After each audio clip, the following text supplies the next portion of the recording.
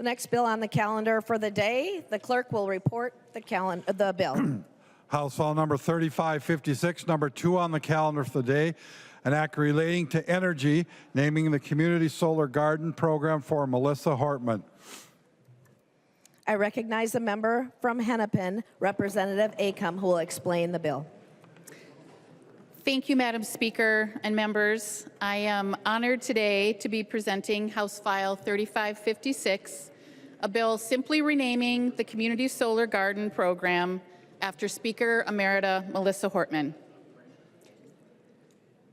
This is a program that originally passed in 2013, along with the Solar Standard, when Melissa was chair of the Energy Committee.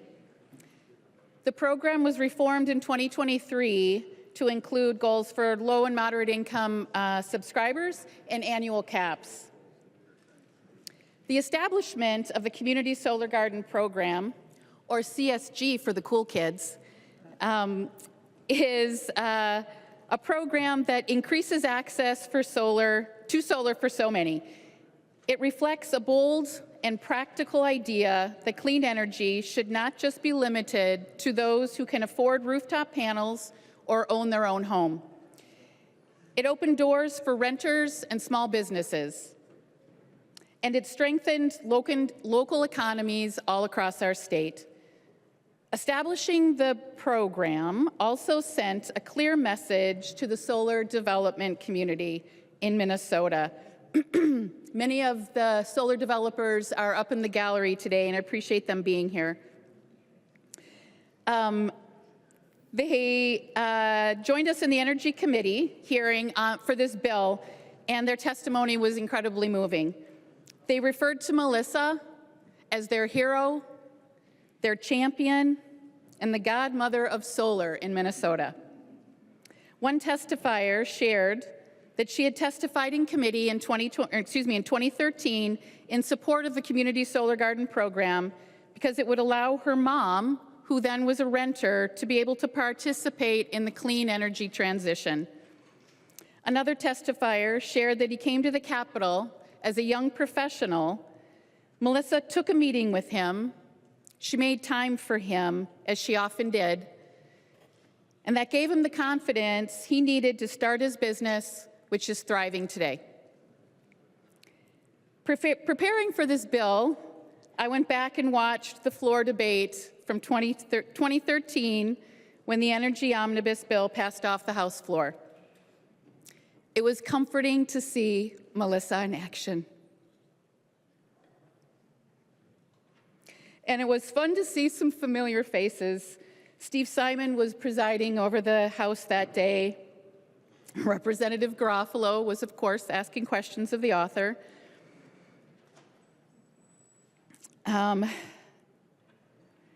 Melissa said that her bill was better because some of the information that came from Representative Quam.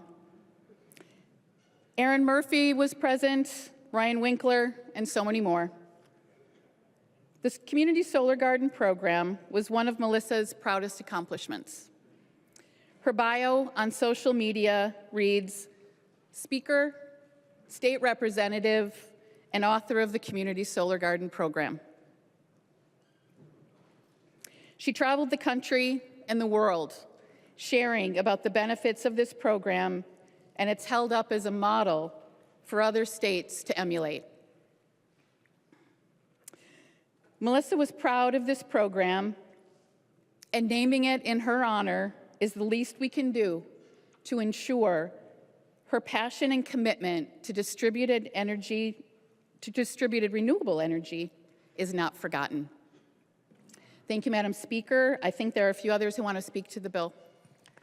There are no amendments at the desk. The clerk will give the bill its third reading. Third reading, House File Number 3558. Third reading. 6. Further discussion to the bill. I recognize the member from Ramsey, Representative Buck. Madam Speaker, thank you for allowing me to speak. I didn't have the pleasure of serving with Melissa here in the House, sadly. However, I did have the pleasure of working with her when I was president of my tribe. When she met with us, she met to learn and to actually hear us. And that was something that was not normal for us to have. We built a friendship, and I'm going to try not to cry because I hate being a sap the older I get, so bear with me. I may not have known her as well as some of you, but I considered her a friend. She was a friend not only to my tribe, but to other tribes. She always was a fighter for everyone, regardless of whether you were like her, thought like her, looked like her, or not. But especially not if you were not, she would fight for you. She worked with us and supported us during our net zero bill that we got through the legislature a few years ago. And part of that was the solar garden that we built on the reservation. She was always a champion of us, and I do think that because I didn't get the pleasure of serving with her, even now that this is one small way that I can help honor her in voting yes for this. So Padami Ayepi to all that was part of making this happen, and Padami Ayepi to everyone who will choose to vote for this. I recognize the member from Hennepin, Representative Kraft. Thank you, Madam Speaker. Boy, it's still hard to wrap your head around what's happened sometimes. The first time I met Melissa Hortman was on October 8th, 2018. Before I was involved in politics, or had even considered being involved in politics, I ran a small nonprofit that worked with high school students on climate change, clean energy. And there were two students that went to a Frank Hornstein fundraiser and wanted to speak with then Minority Leader Hortman about things that they were pushing at the Capitol. I remember thinking when I met her how just approachable, unassuming she was, and how much she listened and truly engaged with these two high school students. The last, political substantive conversation I had with Melissa Hortman was about protecting some climate-related legislation that I got passed in 2023. So my relationship with her was bookended with climate-related work. When I thought about speaking about this bill, and thank you, Chair Acom, for bringing this, I thought I would recount some of the comments made in our Climate and Energy Committee by folks from the solar industry when we heard this bill. Minnesota's Community Solar Garden program is truly a national model. Melissa shone brightly, and her legacy shines brightest with regards to a clean energy future. Speaker Hortman was a tireless champion of solar energy.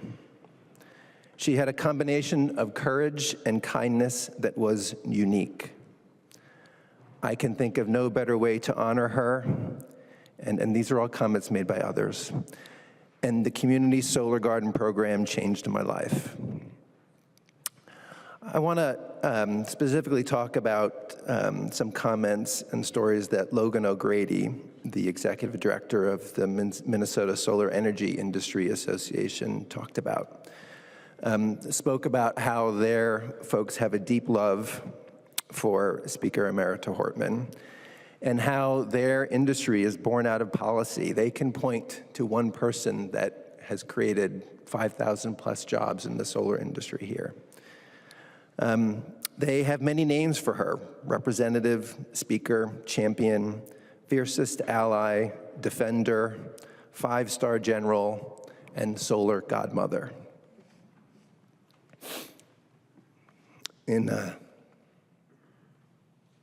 In 2023, they awarded her their Lifetime Achievement Award, an honor that now has been changed and bears her name.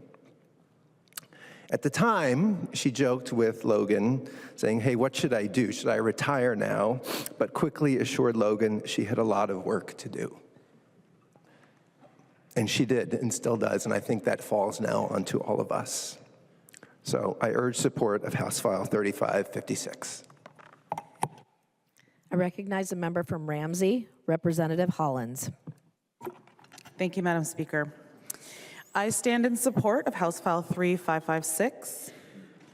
So most of my colleagues here know that I don't work directly with community solar gardens.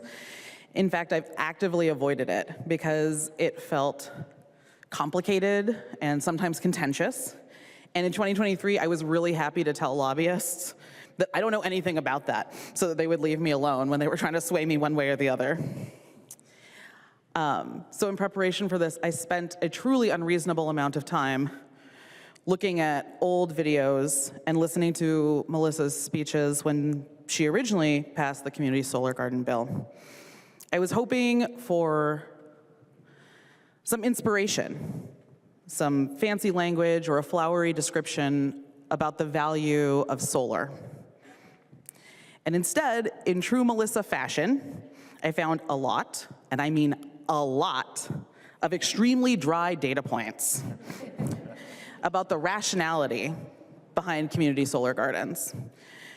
She also used her floor speech time to provide detailed descriptions of the different companies and corporate entities who were encouraging Minnesota towards an early adoption of solar investment.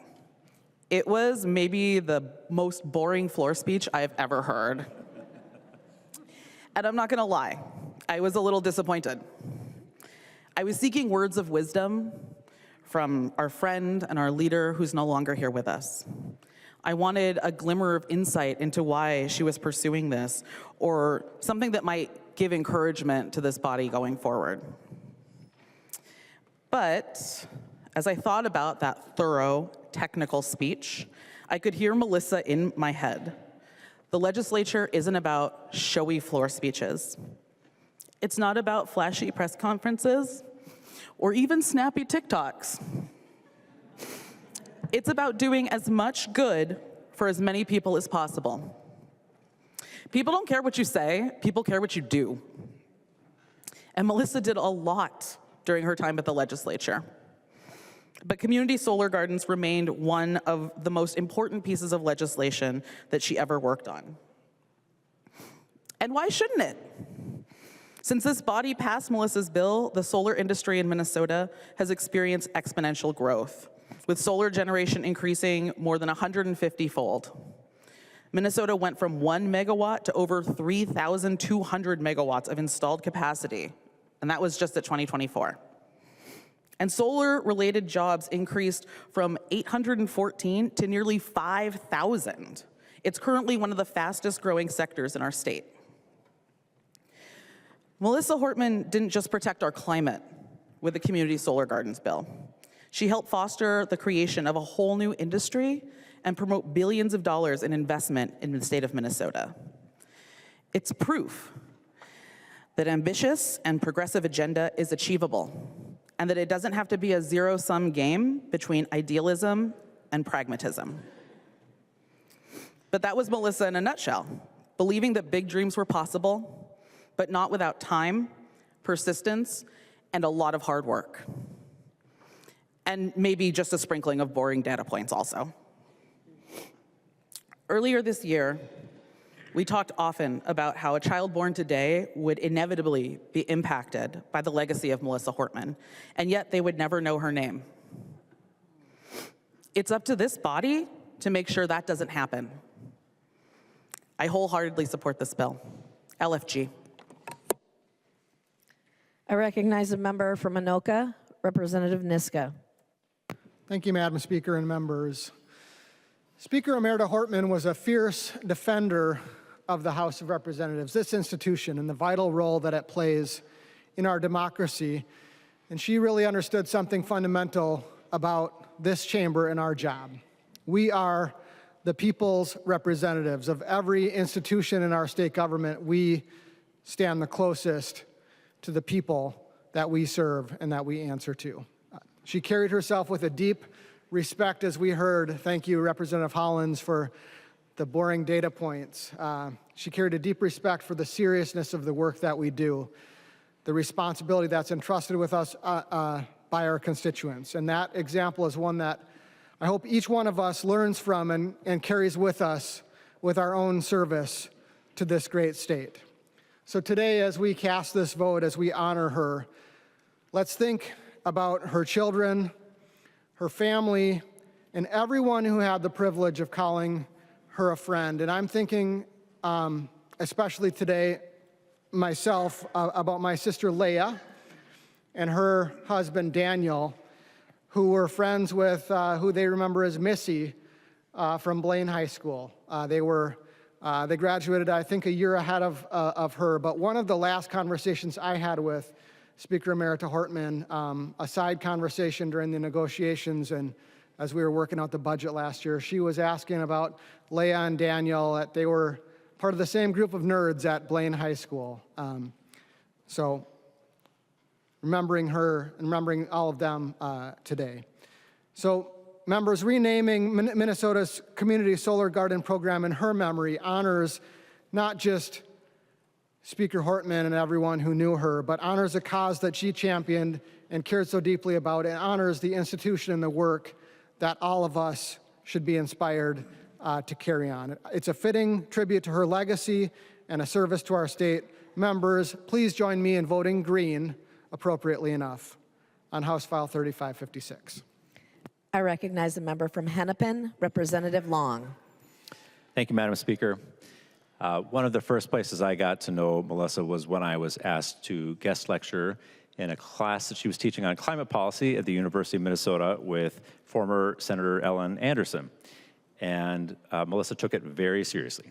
She was deeply invested in the students, and she also got the opportunity to take a bunch of those students overseas to go to United Nations Conference of Party climate negotiations. She took them to Paris in the year that I was involved in her class. She loved the chance to be engaged with her students. She loved the chance to be represented in climate policy on the international stage. And she had her first chance to make a real mark on climate and clean energy in Minnesota when she chaired the Energy Policy Committee in the 2013-14 legislative session. She used to say that it was great being speaker, but the best job she ever had at the legislature was chairing the Energy Committee. The committee that year had several major accomplishments, but Melissa's two standouts were to help boost solar energy in Minnesota. At the time, solar was a tiny part of our energy mix. Speaker Hortman was seeing the future. She authored the solar energy standard, requiring investor-owned utilities to provide 1.5% of their power from solar by 2020, with a goal of 10% by 2030, and that helped kickstart sustained investment in solar from our state's utilities. But Speaker Hortman's proudest accomplishment was authoring the law to establish a new community solar standard in Minnesota. The idea of community solar is simple. It's to democratize access to solar so that those who can't put solar on their own roof can still participate in owning solar energy. And Minnesota's community solar law was groundbreaking. It put our state on the map for solar and helped grow a solar industry that is still vibrant and now developing solar projects in states across the country. That's meant good jobs for Minnesotans. Until recently, Minnesota led all other states in installed community solar capacity. As was mentioned, Melissa's Twitter profile for many years said, quote, Speaker, Minnesota House of Representatives, author, Minnesota Solar Standard and Community Solar Law. That's how proud she was of this work even years later. And boy, what an impact her two solar laws had. And in true Speaker Hortman fashion, I'm going to get wonky and include some facts. There was, in 2009, just 1 megawatt of solar energy installed in Minnesota. 10 years later, in 2019, there was a whole gigawatt. So what does that mean? To put that in context, Speaker Hortman's 2013 solar energy standard included a target of 450 megawatts of solar by 2020. So a goal that seemed ambitious at the time was more than doubled in reality. Solar energy is now the cheapest energy available, and last year provided enough electricity to power more than 250,000 Minnesota homes. It's so great to have so many solar advocates and friends in the gallery with us for this occasion. Speaker Hortman was as strong a solar advocate as they come. She was on the board of the National Conference of Environmental Legislators for many years. She earned a Lifetime Achievement Award from the Minnesota Solar Energy Industry Association. And I found a quote of hers from 2007 that I thought was worth sharing. Talking about her thoughts on climate policy, Speaker Hortman said, "You have to have a dream. You know, Martin Luther King didn't say, I dream that one day kids will be integrated in schools, but workplaces will still be segregated. He said, "I have a dream that people will be judged by the content of their character." And so in the same way in global warming, we have to say, what is the gold standard? What are we shooting for? Melissa set the gold standard for solar policy, passing bills that have been copied around the country. And she set the gold standard for being an Energy Committee chair, digging in deep on what can already be a very weedy topic. When she first got the gavel in 2013, she did 9 full overview hearings before she heard a single bill. She dug in deep on topics like wind energy, combined heat and power, and more. She wanted her committee to be fluent in energy policy before they started debating bills. Speaker Hortman's solar legacy has benefited our environment with cleaner air, our economy through new jobs and new companies, and our climate through carbon-free energy. It is fitting today that we are recognizing this incredible legacy by renaming one of her proudest legislative accomplishments in her honor.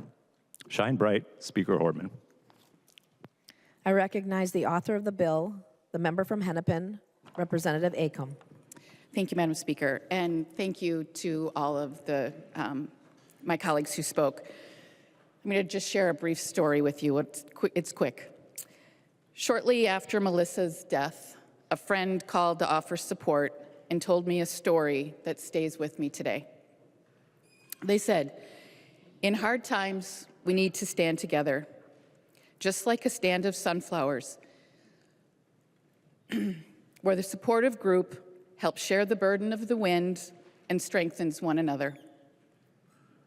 And just like that stand of sunflowers, we need to turn away from the darkness and follow the light." It seems a fitting story today as we discuss renaming the Community Solar Garden program in honor of Speaker Hortman. Melissa loved both solar and flowers, and she knew we needed to stand together as we do our work for the state of Minnesota. Melissa's favorite color was green. I urge everyone to join me in voting green, and let's light up that board for Melissa. The clerk will take the roll on the bill.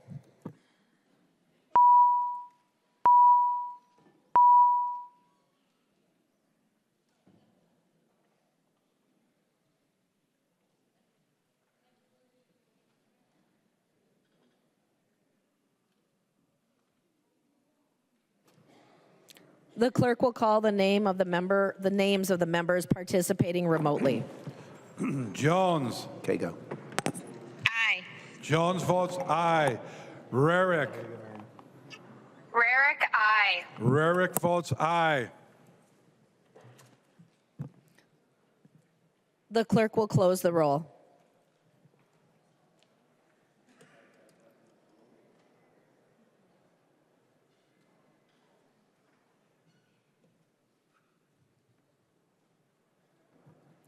There being 133 ayes and 0 nays, the bill is passed and its title is agreed to.